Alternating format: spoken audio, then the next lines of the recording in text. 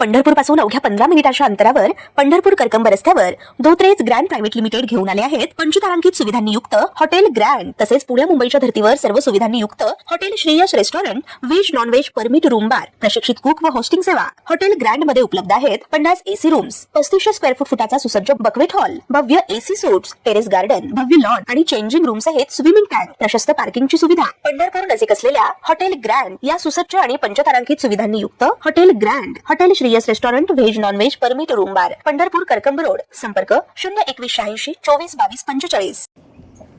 सध्याच्या काळात प्रेमविवाहाचं प्रमाण वाढत आहे। काही वेळा कुटुंबियाच्या नात्यात संमती देतात, तर काही वेळा कुटुंबियातून टोकाचा विरोध देखील होतो।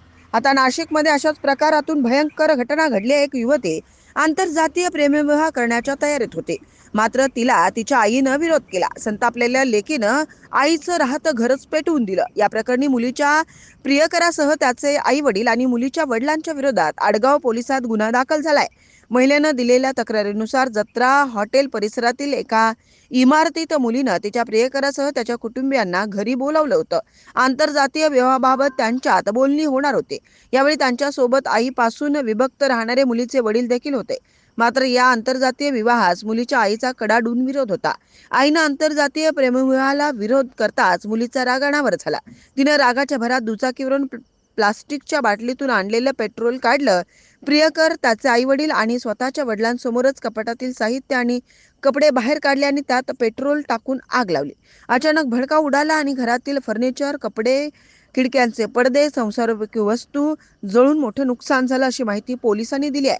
दरम्यान दुपारी 2:30 वाजण्याच्या सुमारास घडलेल्या या घटनेनं खळबळ उडाली। या प्रकरणी मुलीच्या आईनं आडगाव पोलिसात धाव घेतली, तसेच मुलीच्या प्रियकरासह त्याचे आई वडील आणि मुलीच्या वडिलांच्या विरोधात तक्रार दाखल केली आहे। या प्रकरणी अधिक तपास सुरू आहे। ताज्या घडामोडी पाहण्यासाठी आमच्या YouTube चॅनलवरील PVR म्हणजेच पंढरी वार्ता या न्यूजला सबस्क्राईब करा आणि शेजारील बेल आयकॉनवर क्लिक करा।